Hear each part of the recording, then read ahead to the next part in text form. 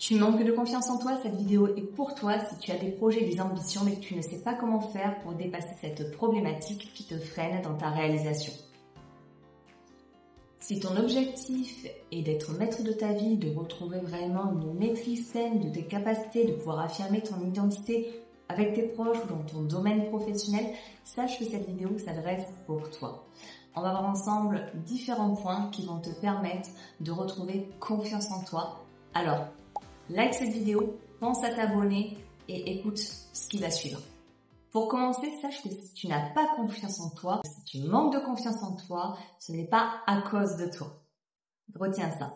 C'est que ton environnement t'a insécurisé et a manqué de validation à ton sujet pour justement te sécuriser émotionnellement et te permettre de croire en tes capacités, même en devenir. En général, durant notre enfance, on est censé recevoir une forme de sécurité, d'encouragement, de confiance en nous-mêmes, mais qui passe par le regard de nos parents. Si jamais cela n'a pas fonctionné, ou du moins par toute autre figure d'autorité, cela va créer un manque et du coup une mauvaise estime de ta valeur. Quand tu t'es construit en tant qu'enfant, tu as eu un système d'éducation, un système de valeurs, un référentiel qui t'a apporté des choses certes positives, mais qui a créé des carences en toi. Et là, tu n'en es tout simplement pas responsable. Ces carences, qu'est-ce qu'elles sont? Sont toutes les croyances héritées de ta famille, des figures d'autorité que tu as eues, que ce soit des professeurs, des nourrices, et ça a créé ce qu'on appelle un réel de ta personnalité, mais qui n'est pas toi. Ta véritable personnalité, qui tu es, ton jeu, il est censé être aimé pour du coup qui il est, pour aussi ce qu'il a comme qualité et comme défaut, c'est-à-dire qu'il n'y a pas à te changer pour mériter l'amour. Seulement, dans une société où on a toujours cette notion de référentiel, d'être la meilleure personne, d'être une bonne personne, d'être meilleur que l'autre par rapport aux résultats scolaires, mais ça peut créer une forme d'insécurité parce que tu vas te sentir aimé et reconnu pour ce que tu produis et non la personne que tu es venu incarner sur Terre, c'est-à-dire la personne que tu es censé être et non du coup la projection des attentes d'autrui. En plus de cela, il y a tout un système d'émotions qu'il y a autour de ta croissance, c'est-à-dire quand on grandit, on a un seuil de sensibilité plus ou moins exacerbé en fonction des situations. Tu ne réagis pas de la même façon qu'une autre personne quand tu regardes certains films, tout comme quand tu regardes certains tableaux. Donc, ta sensibilité, ton émotionnel qui fait ton identité, très souvent a été renié. Et ton manque de confiance vient souvent d'un manque de gestion émotionnelle et de la maîtrise de ta propre perception de la réalité. Quand on est dans cet état-là, il est effectivement très difficile de ne pas se juger. Par exemple, mince, je suis trop sensible, je n'aurais pas dû réagir à tel film où je ne fais que pleurer, je suis une vraie femmelette, une vraie fillette, une vraie Madeleine, parce que du coup, je m'abandonne à des larmes que je ne devrais pas, car un petit garçon doit être fort. Vous voyez, tu vois, dans cette construction psychique, on a toutes ces injonctions qui font qu'on manque de connaissance de soi et surtout de validation de soi. Un autre point important qui fait que tu manques de confiance en toi, c'est de ce fait la comparaison aux autres. On vient de voir qu'effectivement tu as hérité des choses, des attentes de l'extérieur, des projections, mais après bien sûr dans cette adversité, notamment à l'école quand on commence notre ascension, je dirais humaine et notre expérimentation de cette vie humaine, on a tendance à se comparer.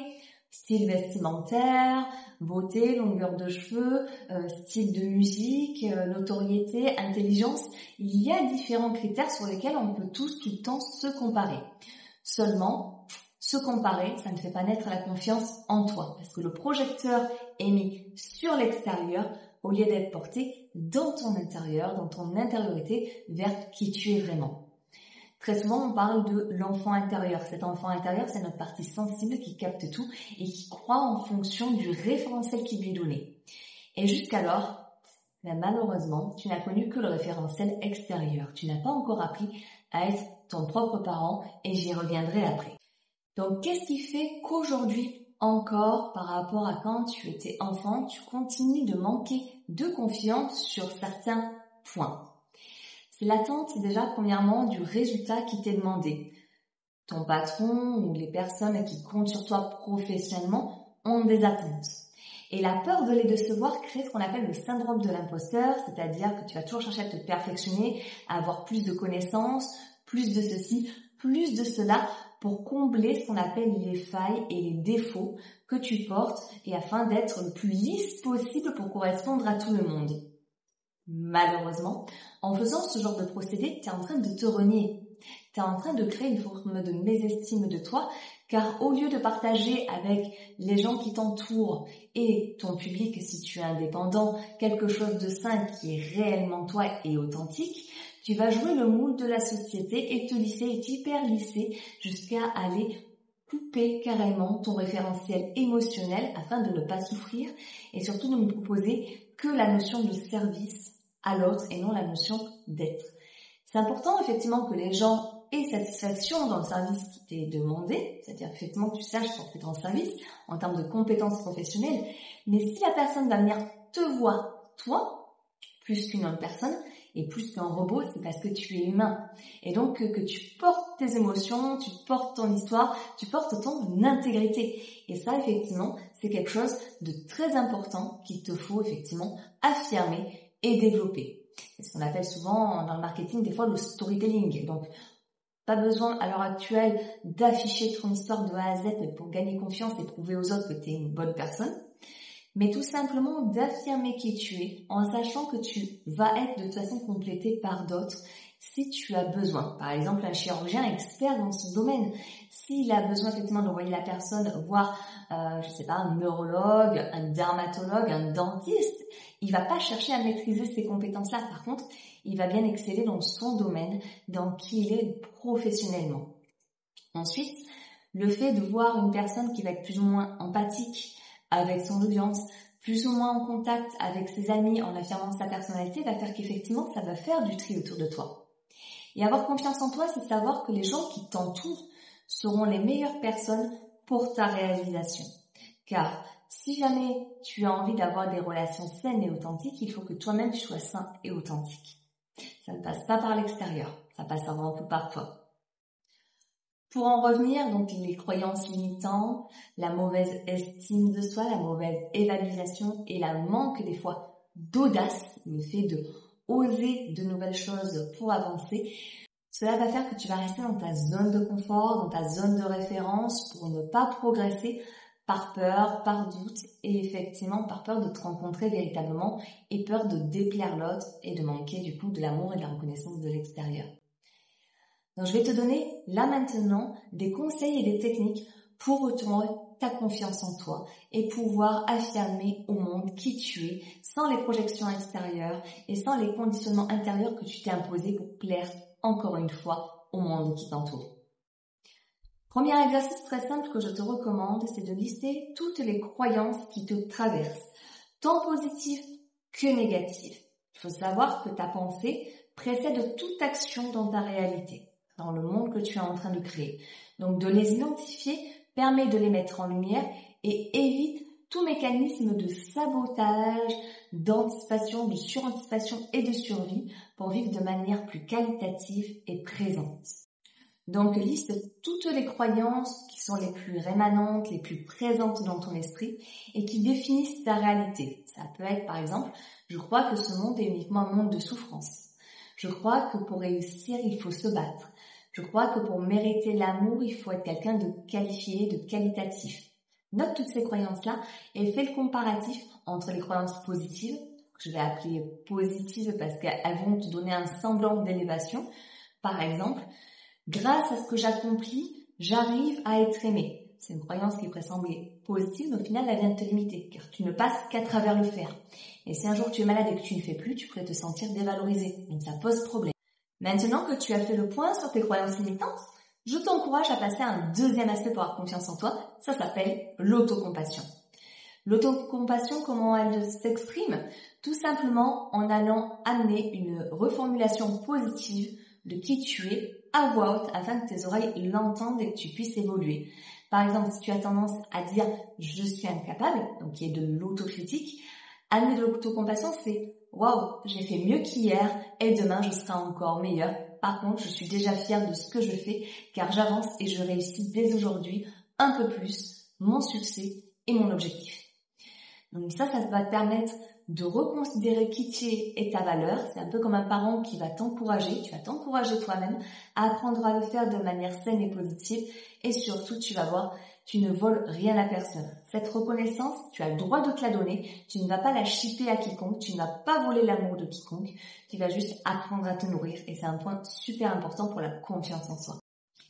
Troisième aspect que je te conseille, ça s'appelle un journal de réussite. Ce journal de réussite, qu'est-ce qu'il va t'apporter? Il va t'apporter le bilan de ton évaluation et de ton évolution personnelle. Il va te permettre de voir jusqu'à quel degré à chaque fois tu sors de ta zone de confort pour aller expérimenter de nouvelles choses, un nouveau process, une nouvelle réussite.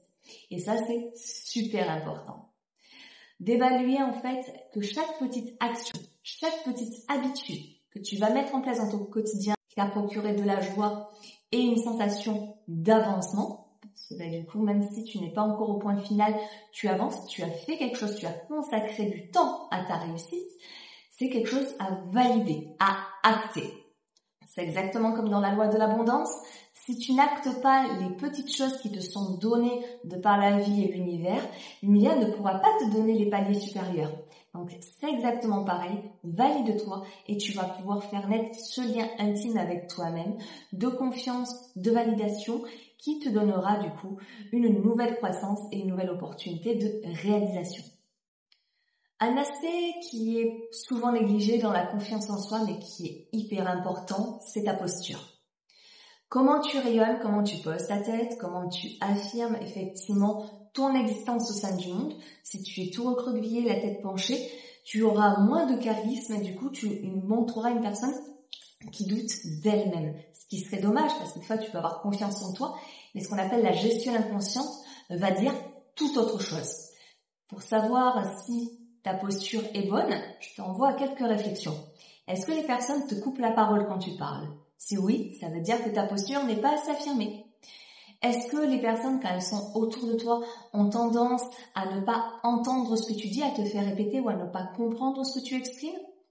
Ben là encore, si cela se produit, ça veut dire que ta confiance n'est pas assez affirmée et que ton port de tête, ton verbe, ton élocution ne sont pas assez développés. Donc ce sont des petits axes que tu peux nourrir pour justement aller plus loin dans ta confiance en toi et incarner la personne que tu es véritablement. Et personne d'autre que toi peut être cette personne. Donc tu ne regretteras pas que de tenter de l'incarner, tu verras bien au contraire. En étant toi, tu vas te faire du bien, mais tu feras du bien au monde qui t'entoure. Maintenant, à ce stade de la vidéo, je vais te parler de quelque chose qui peut te paraître normal, mais il faut quand même l'évoquer. C'est en quoi ça va être utile d'avoir confiance en toi. Ça paraît bête, mais c'est important de l'évoquer. La confiance en toi, ça va t'amener des portes, des ouvertures, des opportunités pour atteindre tous tes objectifs. Très souvent, on se sent dans l'interdit ou dans l'incapacité de les atteindre parce qu'on pense qu'on doit composer avec la personne que l'on est et ce que l'on a reçu de notre enfance et d'éducation pour avancer. Pas du tout, pas du tout. Plus tu vas t'autoriser à être toi et avoir confiance en toi, plus effectivement tu vas changer. Tu vas te changer en quelqu'un qui tu es réellement et non pas ce que tu crois être ou que tu as peur d'être. Tu vas être réellement toi. Bien sûr, ça va te demander de la pratique, de la confiance, mais ça va être un jeu. Puisque à chaque fois que tu vas te découvrir, c'est comme si tu regardais un nouvel épisode sur Netflix, en fait. Tu vas te redécouvrir, tu vas voir comment ton personnage évolue, ton héros, ton protagoniste. Et en affirmant cela, tu vas pouvoir voir comme une série télévisée ou un jeu vidéo, tu vas ouvrir des portes, des nouvelles rencontres, des personnes que tu vas vibrer auprès de toi, comme la loi de l'attraction, j'en ai parlé tout à l'heure. Tu vas tout simplement vibratoirement attirer à toi les meilleures personnes pour toi, vibratoirement, pour ta réalisation, mais aussi pour elle et pour le collectif. C'est pour ça qu'on dit souvent que chaque personne qui rentre dans notre vie est un cadeau. Si la leçon de la relation est plutôt douloureuse, c'est que c'est une leçon. Si effectivement la relation est plutôt agréable, c'est une bénédiction à remercier, à savourer et à partager. Voilà, tout simplement. Donc, avoir confiance en soi, ça va te permettre d'ouvrir ces portes. Avoir confiance en toi, ça va te permettre aussi d'incarner le respect pour toi-même, d'être affirmé face au monde, d'être aussi plus authentique avec les personnes que tu côtoies. S'il y en a que tu n'aimes pas et que tu te forces à chaque fois, mais là au moins tu pourras le dire en disant écoute, je sens que notre relation est à sens unique, que ça me coûte de l'énergie. Je souhaite prendre mes distances parce que je sens que ce n'est pas authentique dans notre lien et dans cet échange que tu espères que je ne peux en fait pas réellement te donner. Ce genre de propos, oui, demande du courage, mais avoir confiance en soi, c'est vivre avec courage, affirmation et audace. Ne l'oublie jamais. Avoir confiance en toi, ça va aussi te permettre quelque chose d'essentiel, donc de gérer tes émotions et surtout de ne plus être victime du stress et de tes angoisses. Si tu es plus conscient, plus responsable, plus attentif et surtout que tu rayonnes cette lumière en toi, tu sors systématiquement du triangle de Karpman qui s'intitule victime, bourreau et sauveur. La victime, tu te transformes en personne justement solaire et responsable. Le bourreau, tu le transformes en quelqu'un de conscient, donc c'est-à-dire que tu ne te sentiras plus être le méchant de quiconque, tu te sentiras juste conscient d'une relation qui te va ou qui ne te va pas. Et le côté sauveur, au lieu d'être toujours celui qui va se sacrifier, tu vas devenir quelqu'un d'inspirant, quelqu'un effectivement qui va rayonner sa confiance. Donc, si tu veux effectivement avoir cette confiance en toi, voilà ce que ça va t'apporter. De l'estime, un bien-être, une meilleure santé et surtout un potentiel illimité. Ton cerveau étant plastique, il peut se remodeler à convenance en fonction de tes pensées et de l'orientation que tu leur donnes. Si tu penses positivement, tu vas pouvoir générer dans ta vie plus d'attraction en amour, en argent, des qualités professionnelles dans les échanges, mais aussi en termes de résultats, ça sera plus efficient. Et même ta relation avec tes proches, ta famille, tes enfants, tes amis seront que plus authentiques. Et c'est accessible à tous. Donc la confiance en soi débloque énormément de choses. Si maintenant tu t'es bien reconnu dans cette vidéo, que les objectifs que je t'ai énoncés te parlent, et si tu souhaites vraiment dépasser certaines problématiques ou tu ne te sens pas encore assez apte à le faire seul, écoute, je t'invite à réserver un appel dans le formulaire qui est dans la description. Nous allons faire le point ensemble de tes besoins, de tes envies, mais aussi de tes problématiques afin de te donner des clés qui pourraient te permettre d'avancer. Et je te dirai également comment je peux t'aider si tu veux aller plus loin dans ta réalisation humaine. Pense à t'abonner pour être notifié des prochaines vidéos et je te dis à très vite pour du nouveau contenu.